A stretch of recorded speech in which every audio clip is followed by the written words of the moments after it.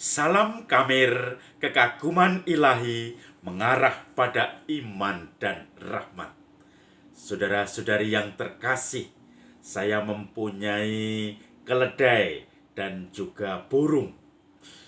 Kadang-kadang burung terbang dan hinggap di pundak keledai dan kemudian mematuk-matuk mencari kutu yang ada di keledai. Dan keledai pun senang sekali karena akrab dengan burung ini.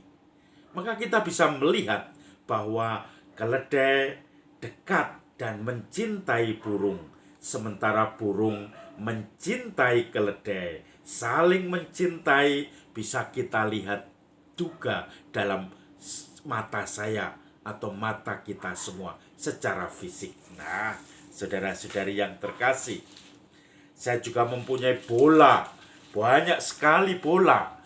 Tapi saudara-saudari yang terkasih, bola ini mengingatkan saya pada pemain sepak bola yang terkenal, Lionel Messi.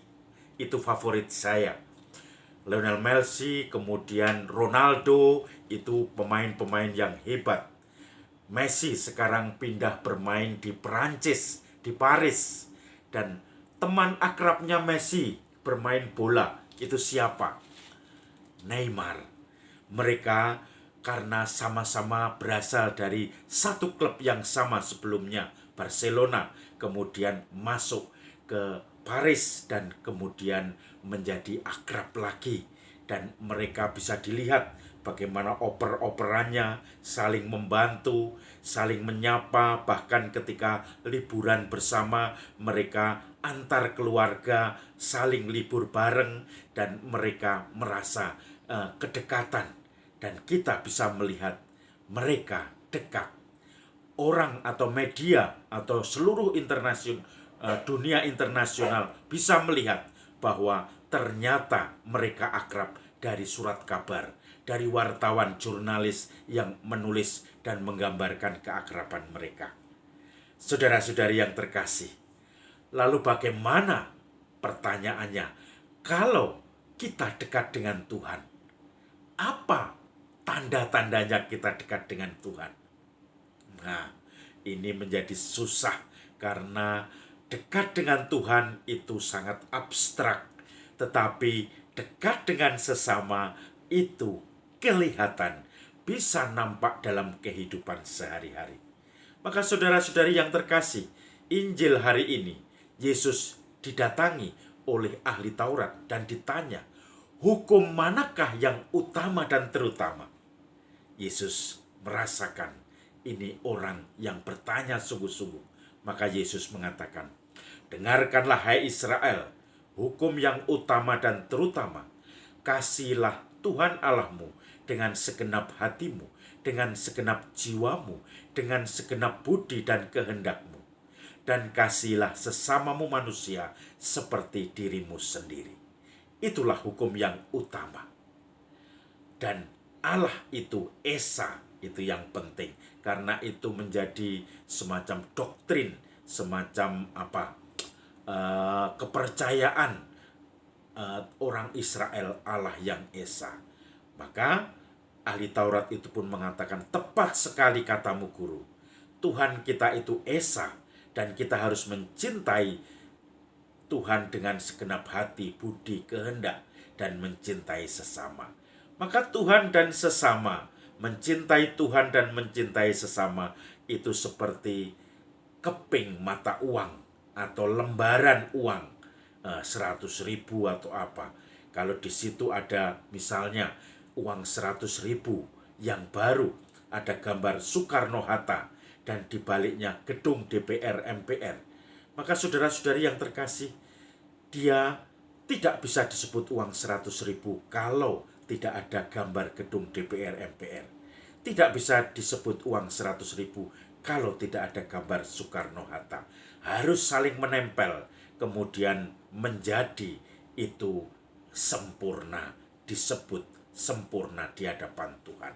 Mencintai Tuhan dan mencintai sesama. Saudara-saudari yang terkasih, tahun 2009 sampai 2010 saya dulu bekerja di studio audiovisual Puskat. Saya sering keluar di Indosiar setiap hari Minggu pagi. Mungkin hanya 6 menit, 7 menit, atau bahkan 5 menit, yaitu acaranya Sayur Lodeh Kehidupan. Saya mewawancarai orang-orang baik yang sederhana maupun yang orang-orang yang tokoh publik, tetapi mereka menjadi semacam teladan, inspiratif, memberi inspirasi banyak orang karya-karyanya. Maka kalau saya survei, list-list yang saya cari adalah orang-orang yang pasti karyanya sangat terasa, dirasakan oleh orang banyak. Pasti karyanya itu sungguh inspiratif. Dan baru digali bagaimana relasinya dengan Tuhan, kok bisa menghasilkan karya-karya yang inspiratif itu. Kadang hanya masalah sederhana.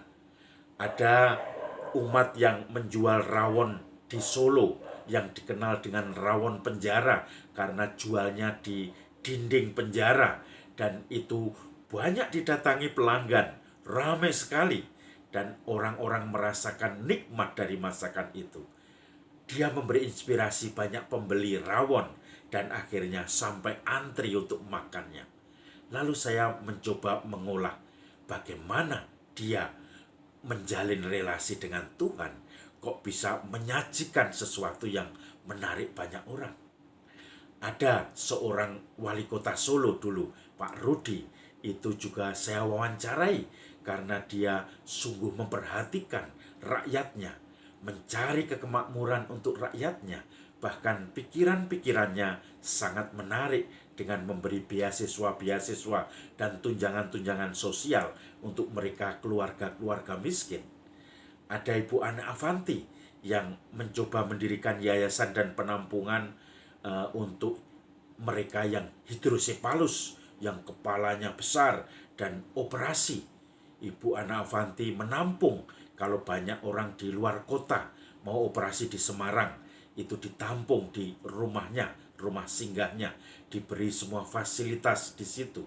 Dan kemudian kalau sempat juga ada donatur bisa dibantu, tetapi yang utama adalah penampungan untuk mereka-mereka dan keluarga yang mau operasi di kota Semarang.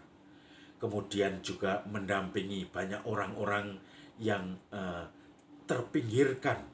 Maka di situ ada kelompok-kelompok yang didampingi oleh Ibu Ana Avanti. Ada lagi seorang bekas frater atau mantan frater, tetapi dia menjadi penggerak OMK di keuskupannya. Bahkan para OMK ini bisa taat kepada dia. Bahkan kadang-kadang loyalnya melebihi taat kepada romonya. Bagaimana frater ini yang sampai sudah usia tua tidak menikah. Mungkin orang sering menganggap frater keluar itu digoda cewek, tetapi ternyata dia tidak. Dia tetap berkarya, mendampingi OMK dengan musik, dengan siaran di RRI, dengan mengisi siaran di TVRI, tetapi dia selalu menjadi inspirasi bagi anak-anak muda. Banyak lagi hal-hal yang menarik, tetapi checklistnya adalah apa karyanya, relasinya dengan orang lain. Apakah dia menjadi pelindung bagi orang lain, memberikan ketenangan, memberikan semacam penghiburan, memberikan sumbangsih kepada masyarakat sekitar. Dan disitulah kita akan melihat bahwa dia diterima oleh sesama, dia mencintai sesama, dan itu merupakan luapan kelebihan dari mencintai Tuhan. Maka Yesus pernah mengkritik. Ada orang yang mengatakan, Tuhan, Tuhan, bukakan saya pintu. Saya yang makan bersama Tuhan dalam perjamuan. Tetapi Yesus mengatakan, Tuhan itu tidak mengenal dia. Katakan, aku tidak mengenal kamu. Enyahlah dari sini. Nah, kadang-kadang kita harus teliti bahwa mereka yang mencintai Tuhan pasti mencintai sesamanya. Mereka yang mencintai Tuhan dan memperhatikan relasi dengan Tuhan pasti memperhatikan relasi dengan sesama. Maka saudara-saudari yang terkasih, jangan kita mengatakan, Tuhan, Tuhan, saya mencintai Tuhan, saya dekat dengan Tuhan. Tetapi saya dibenci oleh tetangga-tetangga saya. Saya menjadi batu sandungan tetangga-tetangga saya. Saya cuek terhadap penderitaan tetangga saya. Tetangga saya merasa insecure, tidak aman kalau ada kita. Mereka tidak bisa bebas curhat pada kita. Itu tanda kita tidak dekat dengan Tuhan, sehingga kita tidak punya luapan untuk dekat dengan sesama. Maka mari kita bangun relasi kita dengan Tuhan dan dengan sesama, sehingga tanda kedekatan kita dengan Tuhan adalah kita tidak menjadi batu sandungan. Kita menjadi orang-orang yang dipercaya oleh sekeliling kita untuk curhat, untuk menyampaikan unek-unek dan masalah mereka, dan juga untuk mohon penghiburan. Maka saudara-saudari yang terkasih, salam kamir kekaguman ilahi mengarah pada iman dan rahmat.